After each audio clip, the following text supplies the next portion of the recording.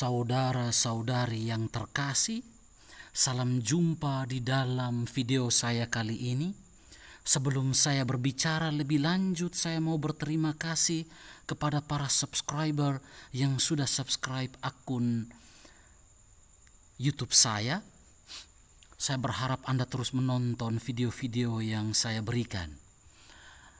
Pada kesempatan kali ini saya mau berbicara mengenai bahasa Melayu Larantuka, sebuah bahasa Melayu yang dituturkan di Larantuka.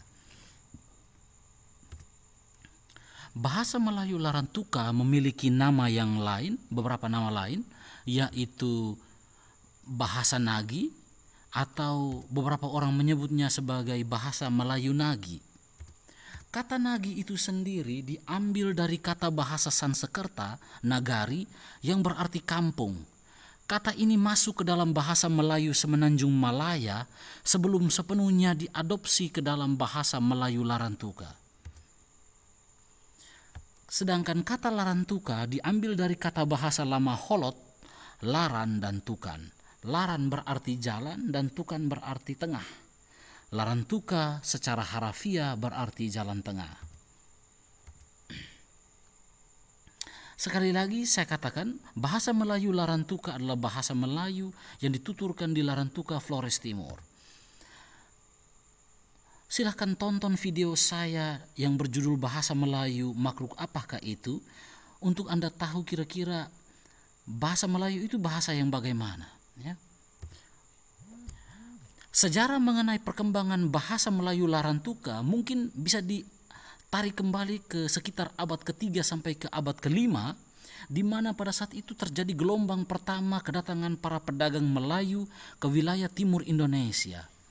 Spencer dan Thomas memperkirakan di abad-abad tersebut bahasa Melayu telah mencapai ujung timur Pulau Flores.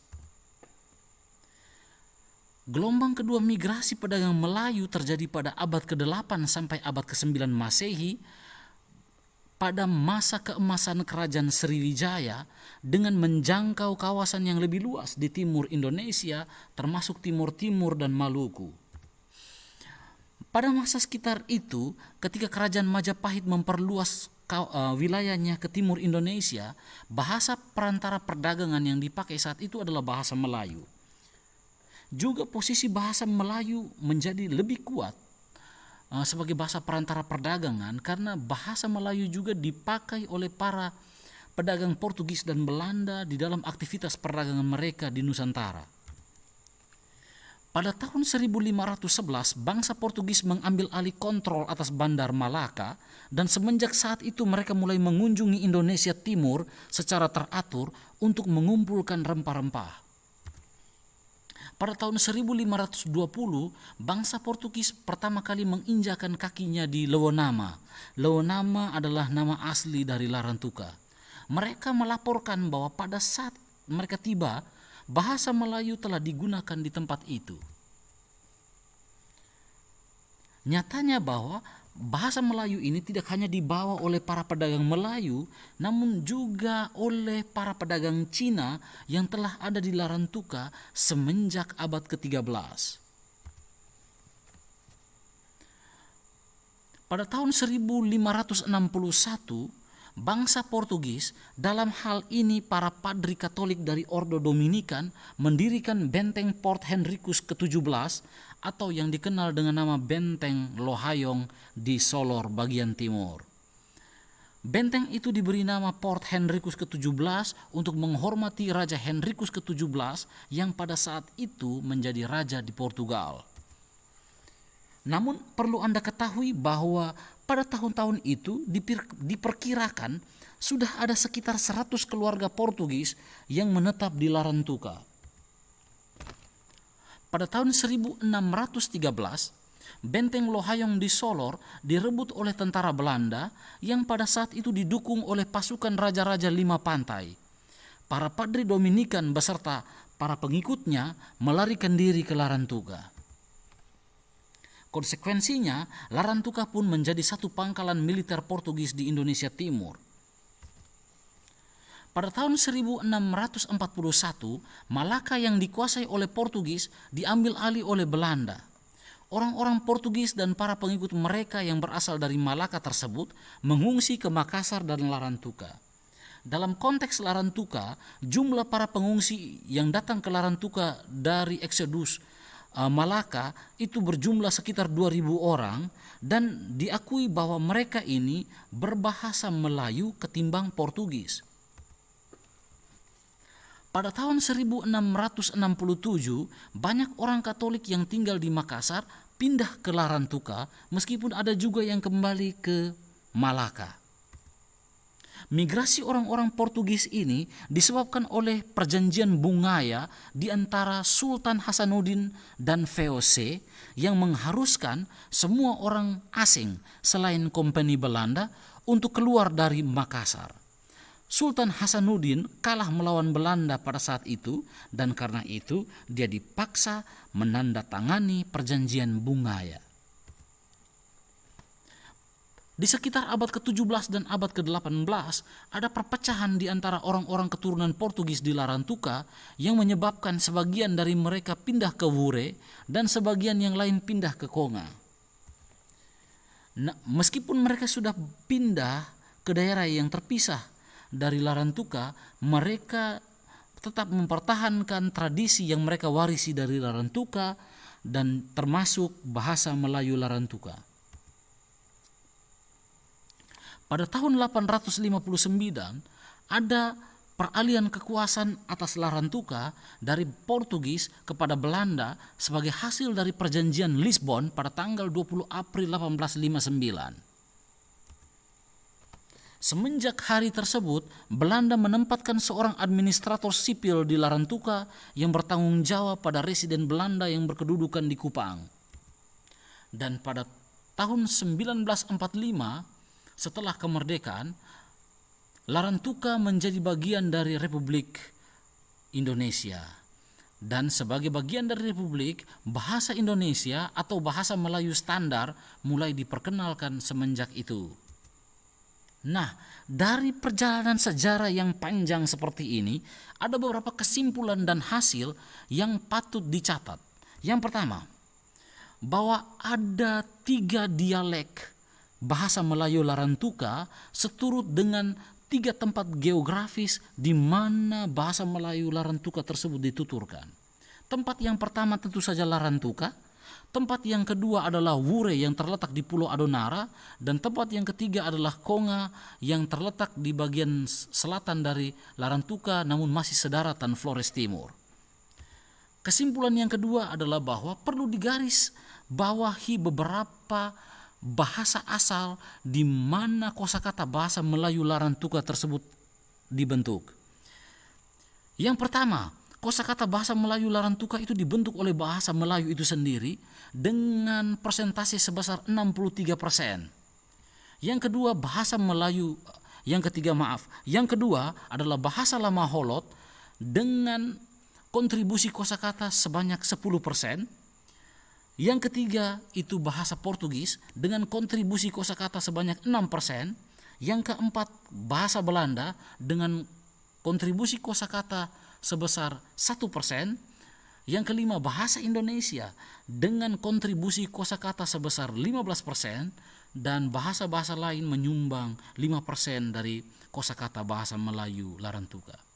Di sini patut dikatakan bahwa meskipun bahasa Melayu Larantuka itu adalah bahasa Melayu, dan karena itu bahasa Melayu mengambil porsi yang sangat dominan, yaitu 63% dari total keseluruhan kosakata bahasa Melayu Larantuka, patut diakui di sini bahwa bahasa Lama Holot sebagai unsur dasar pembentuk bahasa Melayu Larantuka tidak kalah dalam memberikan kontribusi. Juga bahasa Portugis memberikan kontribusi sebanyak 6%, tetapi kita juga patut mengantisipasi kenyataan bahwa makin hari proporsi kosakata bahasa Indonesia yang masuk ke dalam bahasa Melayu Larantuka kian meningkat karena adanya interferensi. Berikut ini adalah pinjaman kata Portugis dalam bahasa Melayu Larantuka. Ada kata jetu yang berarti ganteng atau cantik. Kata jetu ini diambil dari kata jeito, bahasa Portugis jeito. Lalu kemudian ada kata denado yang artinya nakal. Kata denado ini diambil dari kata bahasa Portugis denodado. Kemudian ada kata casamento yang berarti penentuan hari pernikahan. Kata casamento diambil dari kata bahasa Portugis casamento yang juga mungkin memiliki arti yang sama. Kemudian ada kata family yang artinya keluarga, diambil dari kata bahasa Portugis familia. Dan ada kata kawalu yang artinya membawa anak di atas bahu. Kawalu ini diambil dari kata bahasa Portugis kawalo. Kemudian ada kata pinjaman dari bahasa Belanda dalam bahasa Melayu Larantuka. Misalnya broek yang berarti celana, brude yang artinya biarawan, pape yang artinya kertas, dan keneker yang artinya kelereng. Broek diambil dari kata bahasa Belanda broek, brude diambil dari kata bahasa Belanda bruder, pape diambil dari kata bahasa Belanda papier, dan keneker diambil dari kata bahasa Belanda keniker. Ada ada 10% kosakata bahasa Lamaholot yang masuk dalam bahasa Melayu Larantuka. Beberapa diantaranya yaitu hodiholo yang artinya rapat keluarga kedua mempelai pada malam sebelum mereka menikah. Kemudian ada kata belonga yang artinya kolong, peloko yang artinya mencuri, kemamu yang artinya pria bujangan, kebara yang artinya gadis, dan keboting yang artinya perut. Kesimpulan yang ketiga, bahwa harus diakui bahwa berbeda dengan bahasa-bahasa Melayu yang tersebar di daerah timur Indonesia, karena bahasa-bahasa tersebut misalnya bahasa Melayu Maluku Utara, bahasa Melayu Ambon, bahasa Melayu Manado, dan bahasa Melayu Papua, bahwa bahasa-bahasa Melayu tersebut berkembang dari hasil proses perdagangan dan berfungsi sebagai bahasa perantara. Menariknya bahwa bahasa Melayu Larantuka tidak berkembang dari proses seperti itu, walaupun ada juga proses seperti itu, namun bahasa Melayu Larantuka lebih banyak menandakan keberadaan para keturunan penutur bahasa Melayu dari Semenanjung Malaya di kawasan timur Indonesia yang hadir oleh karena proses sejarah yang panjang semenjak abad ke-17. Yang terakhir, patut kita akui bahwa ada semacam interferensi bahasa Indonesia yang terus-menerus meningkat di dalam kosakata bahasa Melayu Larantuka. Interferensi ini maksudnya bahwa karena bahasa Indonesia, kita harus akui bahwa bahasa Indonesia dan bahasa Melayu Larantuka berasal dari nenek moyang bahasa yang sama, tetapi bahasa Indonesia adalah bahasa nasional, sedangkan bahasa Melayu Larantuka adalah sebuah bahasa minoritas yang dituturkan di bagian timur Pulau Flores.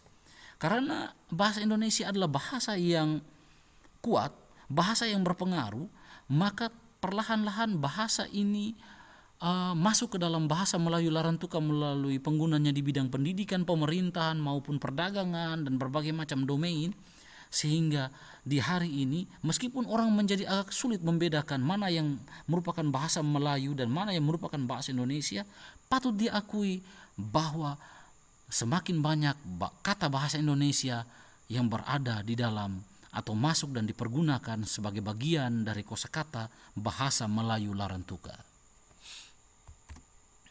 Lalu bagaimana dengan bahasa Melayu Larantuka pada hari ini?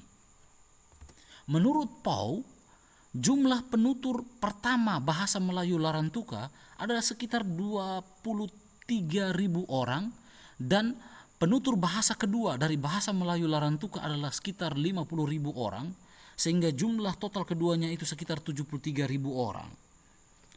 Menariknya bahwa menurut sebuah situs bahasa online yang bernama ethnologue.com, jumlah penutur bahasa Melayu Larantuka itu hanya sebanyak 20.000 saja.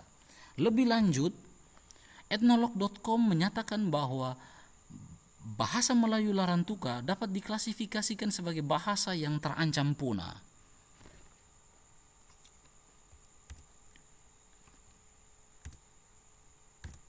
Saya mengucapkan terima kasih kepada Anda sekalian yang telah menonton video saya ini.